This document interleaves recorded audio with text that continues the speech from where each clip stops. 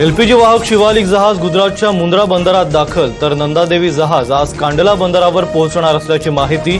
एकूण 92,700 metric ton LPG gas भारतात उपलब्ध होणार।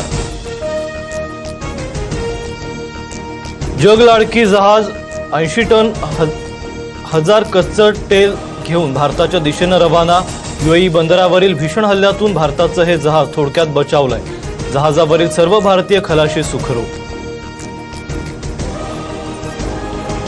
राज्यात ठिकठिकाणी घरगुती गॅस सिलेंडरसाठी नागरिकांच्या रांगा। पुणे, छत्रपती संभाजीनगर, रत्नागिरी, नागपूरमध्ये गॅस एजन्सी बाहेर नागरिकांच्या लांब रांगा। गॅस तुटवड्यावर राज्य सरकारचा तोडगा। पेट्रोल पंपावर केरोसिन देणार, आपल्याकडे केरोसिनचा भरपूर साठा। अन्न आणि औषध पुरवठा मंत्री छगन भुजबळांची माहिती।